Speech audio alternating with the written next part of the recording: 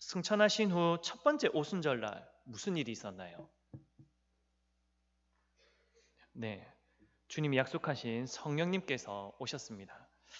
성령님께서 이 예수님의 제자들 가운데 임하신 이후 예루살렘 교회는 큰 부흥을 이루었습니다.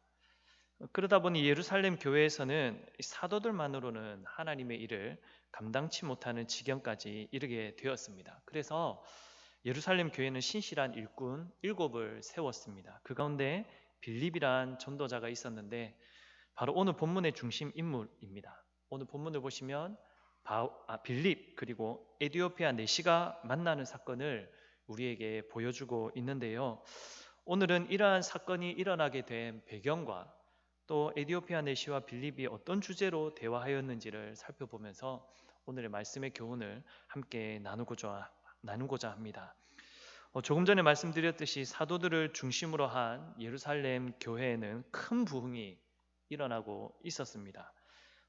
사도 베드로의 경우는 성령의 충만함을 따라 설교했는데 그 자리에서 믿는 성도의 수가 3천이나 더하여졌다라고 사도행전 2장에서는 증거하고 있습니다. 여러분, 사도들을 중심으로 이 예루살렘 교회가요 이렇게 성장하자 사실 초조해지기 시작한 사람들이 있었습니다. 바로 사내들인 공회의 사람들이었습니다. 이들은 히브리파 유대 교인들이었는데 이 교회를 핍박하는 자들이었습니다. 왜 이들이 교회를 핍박을 했냐면 이 기독교 교회의 성장은 곧 이 유대교의 몰락과 함께 이 자신들이 이때까지 누리고 있었던 직책 그리고 사회적인 위치가 사라져 버릴 수 있는 위협에 놓여지기 때문입니다. 그러니 그들은 예루살렘 교회를 핍박하면서 이 사도들을 공회 가운데 불러서 너희들 그리스도의 도를 절하면 안 돼? 이런 식으로 협박하고 겁박까지 했던 그런 사람들입니다. 여러분, 우리는 이들의 이런 본격적인 핍박의 모습을 이 사도행전 7장부터 보게 됩니다. 이 예루살렘 교회에서 신실한 일꾼들 가운데 이제 스데반이라는 이 전도자가 있었습니다. 이 사람이 신성 모독죄로 처형을 당하게 되죠. 그리고 교회를 향한 핍박이 어찌나 컸든지 그때 이후로 예루살렘 교회는 뿔뿔이 흩어집니다. 사도행전 8장 1절을 보시면 그날에 예루살렘에 있는 교회에 큰 박해가 있어 사도 외에는 다 유대와 사마리아 모든 땅으로 흩어지니라 라는 말씀이 나타나 있듯이 여러분, 이 교회 성도들이 뿔뿔이 각 지역으로 흩어져 버렸습니다. 여러분, 스데반이 죽임을 당했듯이 교회 성도들은 유대인들로부터 사로잡혀서 감옥에 갇히던지 아니면 돌에 맞아 죽는 경우가 너무나 많아졌습니다. 여러분들도 잘 아시다시피 이것을 주도한 사람들 가운데 사울도 있다라는 것 알고 계시죠? 성도 여러분, 여기서 우리가 잠시 동안 이 배경을 놓고 한번 생각해 보았으면 좋겠습니다. 이것은 오늘 제가 설교를 통해 또 얻고자 하는 첫 번째 교훈인데요. 예루살렘 교회가 지금 유대인들로부터 사내들인 공회로부터 이 정치적이고도 종교적인 공격을 받고 있습니다. 자칫 잘못하면 생명을 잃을 위기의 상황에 놓여져 있는 것이죠. 즉, 예루살렘 교회가 함부로 복음을 전하다가는 그 사회적인 분위기에서는 매장당할 수도 있는 그런 상황으로 이것이 흘러가고 있었다라는 것입니다. 더군다나 이 교회 사람들이 사실 이러한 사회적인 문제가 있으면 똘똘 뭉쳐서 서로 힘을 내기에도 시원찮을 판에 뿔뿔이 흩어져 버리죠. 여러분, 이럴 때 일반적으로 우리가 합리적인 판단으로 어떻게 이 예루살렘 성도들은 어떻게 행동하는 것이 옳은 행동이겠습니까? 위험하니까, 생명의 위협이 있으니까 자신의 몸을 숨겨야 하지 않았을까요? 지금은 사회 상황이 불리하니까 이 상황이 지나갈 때까지 다음 기회를 노리면서 조용히 침묵하고 있어야 되지 않았을까요? 하지만 예루살렘 교회 성도들은 그렇지 않았습니다. 그들이 흩어졌지만 각각 흩어진 그 자리에서 복음을 전했습니다. 그러니 어떻게 되었나요? 복음이요 널리 퍼지게 됐습니다. 복음의 경계가 무너지고 복음의 국경이 사라지는 이 위기가 어떻게 보면 기회가 된 일이 벌어지게 된 것이죠. 여러분 사실 오늘 본문에 나와 있는 빌립도 예루살렘을 떠나 사마리아 지역에서 복음을 전했습니다. 이 사마리아 지역 사람들은 유대인들이 인간이라 취급하지도 않는 잡족들입니다. 잡족들. 그런데 그 사람들에게 나아가서 이제 복음을 전했고 믿는 자들이 많아지는 것을 우리가 보게 됩니다. 여러분 이런 일이 벌어지는 것은 사실 모든 것이 하나님의 계획하심이요 하나님의 섭리죠. 하나님께서 예루살렘 교회를 흩으신 것이라 우리는 믿을 수 있습니다. 흩으셨는데 안개가 막 흩으면 사라지듯이 사라지도록 만든 흩으심이 아니라 농부가 씨를 뿌려 흩듯이 그렇게 씨를 뿌려 결국은 열매가 맺도록 하신 그런 흩어버리심이셨다라는 것이죠. 여러분 하나님께서 예루살렘 교회를 흩으심은 교회의 힘이 약해지도록 하신 것이 아니라 오히려 교회가 확장되어 믿는 자들이 더 많아지도록 하신 하나님의 놀라운 섭리가 있었던 일이었던 것이죠. 그러니 사랑하는 성도 여러분, 여러분들은 이 믿음 생활하며 신앙 생활하면서 이 핍박을 당하신다면 당해보신 분들이 있을 겁니다. 혹시 당해보지 못하신 분들이 계시다면 혹시나 만일 내가 신앙생활 때문에 핍박을 겪게 된다면 여러분들은 어떻게 하실 것 같습니까? 여러분 우리가 하나님을 온전히 믿고 하나님이 함께 하심을 믿는다면 우리는 끝까지 이 복음 전하는 일을 놓지 말아야 할 것입니다. 더 나아가 이 복음을 힘있게 증거하는 자들이 되어야 하는 것이죠. 여러분 사실 우리 한국은 자유민주주의 국가이기 때문에 종교의 자유가 있습니다. 이 스데반처럼 돌에 맞아 죽을 일은 없습니다. 복음을 전한다고 돌에 맞아 죽을 일은 없죠. 하지만 그만큼 힘든 핍박이 여러분들에게 다가올 수 있습니다. 그럴 때 여러분들은 어떻게 하시겠냐는 겁니다. 여러분 바라기는 여러분 우리 참 믿음의 성도라고 한다면 핍박이 두려워 내 신상이 두려워 숨는 것은 복음을 감추는 것은 하나님이 기뻐하시는 것이 아니라는 사실을 깨닫고 그러한 핍박 속에서도 하나님의 뜻을 따라 복음을 감추는 자가 아니라 오히려 더 자랑스럽게 여기고 전파하는 자들이 되실 수 있기를 바랍니다. 여러분 꼭 굳센 믿음 안에 서셔서 이 믿음으로 살아가셔야 합니다. 우리가 곧 있으면 목장 전도 축제 준비하고 있지 않습니까? 여러분 머뭇거리면서 감추며 살아가면 일어나는 일은 아무것도 없습니다. 한 사람이라도 믿음 안에서 행동하고 그 사람이 하나님의 뜻을 따라 행할 때 그 사람을 통해 하나님께서는 역사하십니다.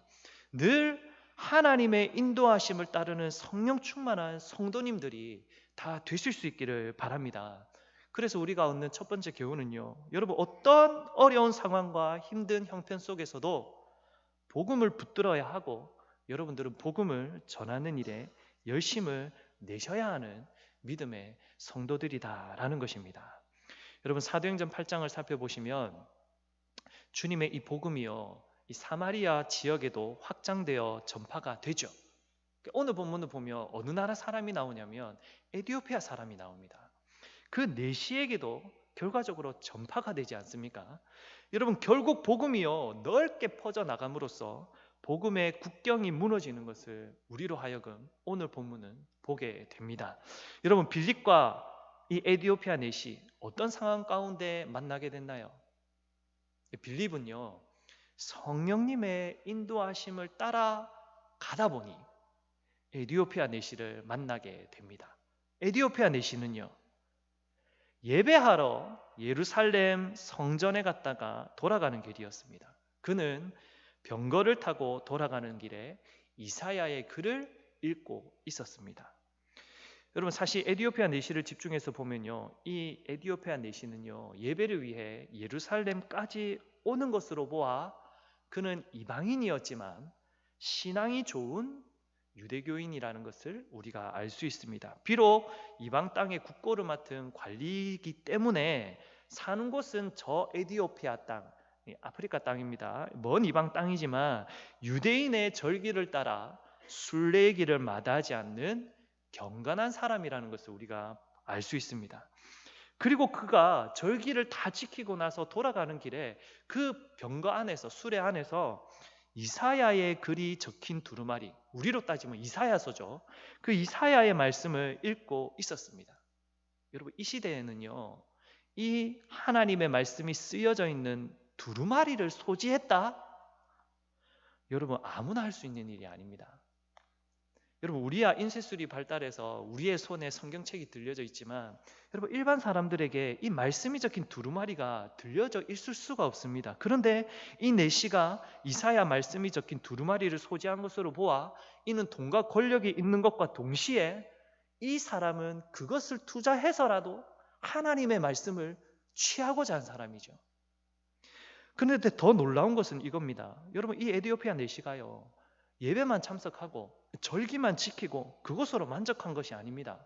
거기에 머무른 것이 아닙니다. 여러분, 형식에만 치우쳐 종교 생활을 하는 그런 성도가 아니었다라는 것입니다. 그는 돌아가는 길에요, 하나님의 말씀 구약 성경을 읽은 것입니다. 그것도 그냥 읽은 것이 아니라 이 말씀이 깨달아지지가 않아서 궁금하여 그 말씀을 깨닫기 위해 애를 쓰고 있는 것을 우리는 오늘 본문 말씀을 통해 알 수 있지 않습니까? 여러분, 예배만 드리고 만족하는 것이 아니라 하나님의 말씀을 깨닫기 위해 꾸준히 애쓰는 이 에디오피아 내시의 모습에 사실 우리도 도전을 받아야 합니다. 반드시 그래야만 합니다. 여러분, 예배에 참석하고서만 신앙생활에 우리의 도리를 다 했다고 생각하는 것 참으로 잘못된 생각입니다. 여러분, 에디오피아 내시가 이러한 믿음의 자세를 가지고 있었기 때문에 성령님께서 이 빌립을 성경 교사로 보내신 것입니다. 그런데 신기하게도 이 에디오피아 내시는 그 빌립을 또 성령님께서 보내신 줄 안 것 같습니다. 성경 교사로 자신이 직접 초청합니다. 본문 30절에서 31절 말씀을 보십시오. 빌립이 달려가서 선지자 이사야의 글을 읽는 것을 듣고 그에게 말합니다. 당신 그 읽는 것 깨닫습니까? 그러자 에디오피아 내시가 대답하죠. 지도해 주는 사람이 없으니 어찌 깨달을 수 있겠습니까? 라면서 대화를 해보니 이 빌립이 이제 성경교사로 합당하게 여긴 모양입니다. 자신을 수레에 올라타라 하고는 빌립과 함께 대화하면서 빌립에게로부터 말씀의 지도를 받는 것을 우리가 보게 됩니다. 여러분, 말씀을 너무나 알고 싶고 깨닫고 싶어서 그는 빌립이라는 자를 자신의 성경 교사로, 성경을 가르치는 지도자로 초청한 것이죠. 여러분, 근데 생각해 보십시오. 한 나라의 국고를 맡은 높은 관리입니다. 어떤 사회적인 큰 지위를 가지고 있지도 않은 이 빌립을 교사로 초청한 것은 물론 다 하나님의 역사하심이지만 이 내시는 말씀을 깨닫기 위한 그 갈망 속에서 겸손함까지 가지고 있었던 것입니다. 다른 말로 표현하자면 여러분, 말씀의 권위를 가진 자 앞에서 이 내시라는 권위자는 자신을 낮출 수 있는 자였던 것이죠. 그리고 이에 응하는 빌립의 모습도 보시면 여러분, 빌립도요, 사회적으로 자기가 어떤 유명한 지위에 있는 사람은 아니었습니다. 하지만 성령님의 인도하심을 따라 에디오피아 내시를 향해 보내시는 성령의 이끄심을 따라 용기를 내어서 그 높은 관리에게 다가가죠.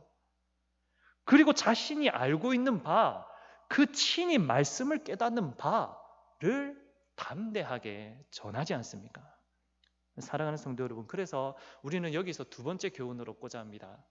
여러분, 우리는요, 말씀의 권위 앞에서 겸손히 말씀의 지도를 구하는 자, 그리고 그 지도를 겸손히 따르는 자가 되어야 합니다. 여러분, 하나님께서는 말씀의 지도를 구하는 자, 그리고 그 지도에 겸손히 따르고자 하는 모든 자에게 그 알고자 하는 참된 말씀의 진리를 듣도록도 하시고 깨닫도록도 하시는 지혜를 주시는 분이십니다. 여러분, 제가 먹을 것을 싫어합니다. 좋아하지는 않습니다. 다시, 먹을 것을 싫어하는 게 아니라 먹는 것을 즐기는 사람이 아닙니다. 무슨 말이냐면 저는 살기 위해 먹는 사람이지 먹기 위해 사는 사람은 아닙니다. 그래서 살이 찌지 않는 것 같습니다. 그런데요, 맛있는 것을 찾아다니는 사람들이 있지 않습니까? SNS나 뭐 입소문이 난 음식점이 있다, 음식이 있다라고 하면 그 음식을 찾아가 먹기 위해 이제 기대감을 가지고 더 멀리 있는 곳이라며 거기에 가기 위해 용돈을 모으고 좀 자금을 모아서 그곳에 찾아가서 딱 그것을 먹게 됐을 때, 야, 기대했던 그 맛이 딱 입안에 풍미가 확 퍼져나갈 때, 야, 그 맛을 음미하면서 그것의 만족감을 누리며 기뻐하며 즐거워하는 모습. 여러분, 이것은 음식을 통해 이 즐거운 복을 누리는 사람이지 않습니까? 제 입장으로 봤을 때 그런 사람, 와, 복된 사람인 것 같습니다. 왜냐하면 저는 그것에 큰 즐거움을 느끼지 못하거든요. 이렇게 보면 저는 음식을 누리는 데 있어서는 오히려 복 없는 사람, 그 음식의 맛을 풍미를 느끼면서 즐기는 사람은 제가 봤을 때 정말 복된 사람입니다. 그렇지 않습니까? 여러분, 하나님의 말씀을 깨닫기 위한 일도 이와 같아야 되지 않을까요? 말씀의 의미를 깨달았을 때, 와, 이것이 진짜 하나님의 말씀이구나, 만족과 기쁨과 그 쾌감과 즐거움이 느껴져야 되지 않을까요? 이 말씀의 지도를 갈망하는 자에게는 그것이 하나님의 말씀과 뜻이 깨달아졌을 때 이것에 대한 큰 즐거움과 만족과, 와, 이것으로 말미암아, 와, 이것이 내가 너무 기쁘고 즐겁고 감격스럽다라는 그 복된 모습이 생기지 않을까요? 여러분, 말씀을 사모하며 그 말씀의 의미를 깨닫기 위해, 그리고 그 말씀대로 살아가기 위해 말씀의 지도를 받기를 갈망하는 믿음의 성도님들이 다 되실 수 있기를 바랍니다. 그러면 하나님께서 확실하게 말씀의 은혜의 복을 주십니다. 그렇다면 성도 여러분, 이 에디오피아 내시는 어떤 말씀을 읽으면서 그 말씀을 깨닫기 위해 애를 썼습니까? 오늘 본문 32절에서 33절을 보시면 이 말씀은요, 이사야 53장 내용의 일부입니다. 여러분, 이사야가 전체적인 내용의 핵심은요, 그겁니다. 하나님의 백성들이 하나님의 은혜로 구원받을 것이다.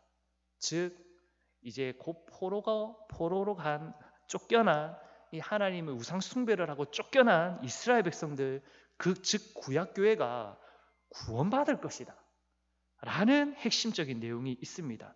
그런데 53장에는 그 교회를 구원할 자 메시아가 올 것인데 그는 고난을 받을 것이다. 고난받는 메시아가 이 교회를 구원할 것이다 라는 내용이 담겨져 있습니다. 여러분, 에디오피아 내시도 이 내용을 어느 정도 잘 알고 있었습니다. 이사야서가 구원을 예언한 말씀인 것과, 그리고 그 구원을 위해서 메시아가 올 것이라는 것 잘 알고 있었습니다. 그런데 그때가 언제인지, 도대체 누구로 말미암아 그날이 올 것인지는 몰랐다는 것이죠. 그리고 무엇보다도 이러한 모습은 사실 유대교인들에게도 있었던 모습입니다.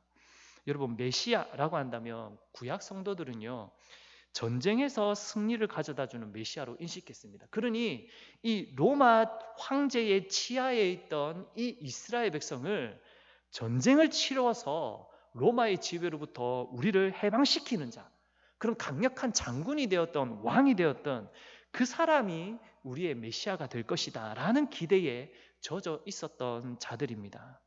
그런데 메시아가 고난을 당한다니요, 메시아가 끌려다닌다니요, 그 메시아가 억울한 재판을 당해도 항거하지 않는다라고 하니 유대교인들조차도 이가 과연 누구냐 도저히 설명할 수 없었습니다. 그래서 이 에디오피아 내시가 이 성경에서 말씀하시는 그가 도대체 누구냐, 구원할 자가 메시아가 어찌 고난을 당하고 끌려다니며 억울한 재판을 당해도 항거를 하지 않는다라는 말이냐. 이 내시의 질문에 빌립이 대답을 합니다. 오늘 35절 말씀인데요, 빌립이 입을 열어 이 글에서 시작하여 예수를 가르쳐 복음을 전하니.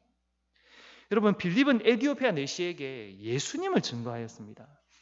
이 이사야가 예언한 이 메시아가 바로, 이 고난받은 하나님의 위대한 종이 바로 예수다라는 것을 빌립이 증거한 것이죠. 여러분, 우리는 너무나 잘 알고 있지만 이 에디오피아 내시는 잘 몰랐을 것 같습니다. 우리는 복음서를 통해서 예수님이 어떠한 분이시고 어떠한 일을 하셨고 어떠한 삶을 살아셨는지, 어떠한 사역을 하셨는지 우리는 잘 알지 않습니까? 이 땅에 오셨는데, 하늘 보좌의 영광을 버리고 이 땅에 오셨는데 이 땅에서는 죽으셨습니다.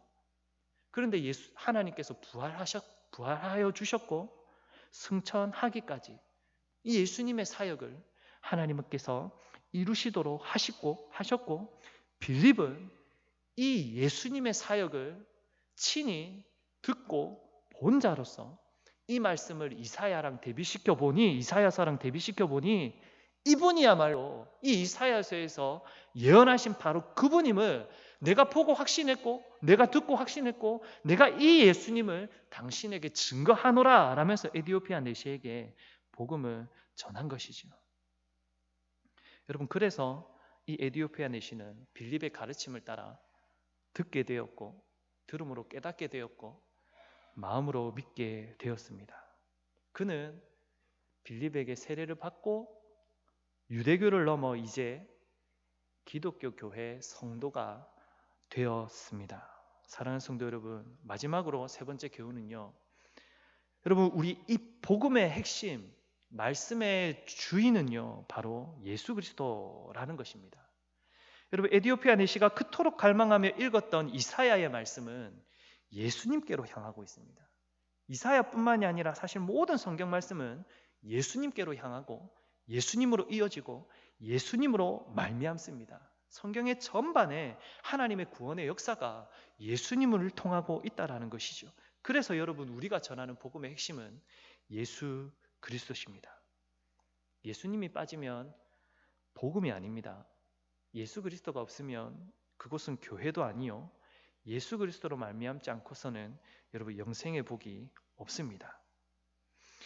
여러분, 우리가 목장 전도 축제를 준비하면서 아마 전도 대상자들을 품고 기도하고 계실 것입니다. 여러분, 그들이 어떻게 되기를 원하십니까?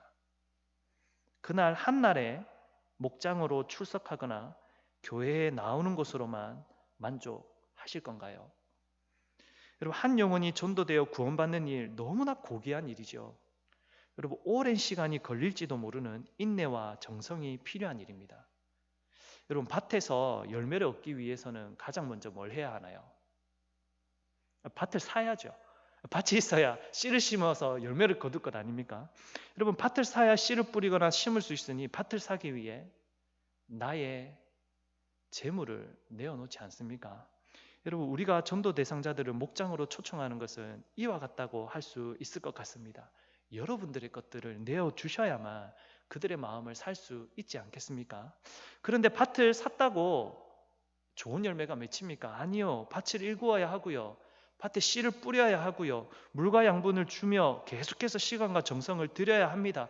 그래야만 밭에서 열매를 맺을 수 있지 않겠습니까? 사랑하는 성도 여러분, 우리 전도 대상자들을 초청하는 것은 시작이요, 출발입니다. 물론 시작이 반이라는 말이 있듯이 이 시작을 하지 않으면 아무것도 되지 않으니 시작을 하셔야만 합니다. 너무나 중요하며 우리들이 힘써야 할 일입니다. 그런데 그 이후에는요, 우리가 초청하여 태신자로 낳은 사람들을 사생아로 내버려두면 아니 되십니다. 씨를 뿌리고 키워내고 시간과 관심을 주어야 열매가 맺히듯이 우리는 그들에게 관심을 가지고 그리스도의 사랑, 지신된 사랑으로 그들에게 다가가 그들이 예수 그리스도를 영접하기까지 우리는 그들에게 기도하며 애를 쓰고 수고하는 일을 하셔야만 합니다. 여러분, 목장 전도 축제 때 초청받는 영혼들이 이러한 자리까지 나아갈 수 있도록 하나님께서는 바로 여러분들을 사명자로 부르신 줄 믿습니다. 바로 그 영혼이 초청받아 나올 수 있기를 함께 합력하여 기도하시고, 또 그 영혼이 계속해서 목장과 예배 자리로 나올 수 있도록 잘 인도하여서 예수님을 인격적으로 만나 영접하는 놀라운 역사가 일어날 수 있도록 그 영혼을 잘 섬기며 나아가는 우리 모든 성도님들이 다 되실 수 있기를 바랍니다. 그 자리에서 놀라운 하나님의 역사가 일어날 것이고 우리에게도 임하는 하나님의 복을 우리는 누리게 될 것입니다. 우리 이 말씀을 기억하면서 우리 함께 기도했으면 좋겠습니다. 하나님, 우리가 어떠한 상황과 형편 중에서도 하나님의 복음을 전하는 일에 하나님 우리가 쉬지 않도록 하나님 우리를 붙들어 주시고, 우리가 진실된 복음을 전하는 자들이 되게 하여 주시고, 부족하고 연약합니다. 그러니 말씀의 지도를 겸손히 구하여 복음을 잘 보여주고 전달하고 또 잘 양육할 수 있는, 먼저 믿는 자다운 성숙된 그리스도인으로 하나님 우리를 그렇게 삼아가 주시옵소서. 우리를 그러한 복의 통로로, 아브라함을 통하여 복이 이스라엘 가운데 흘러가도록 하셨듯이 우리를 통하여 아직까지 예수 그리스도를 믿지 못하는 저 전도 대상자들, 나를 통하여 복음이 흘러갈 수 있도록 하나님 나를 사용하여 주시옵소서. 그러한 역사를 바라며 다 함께 기도하겠습니다.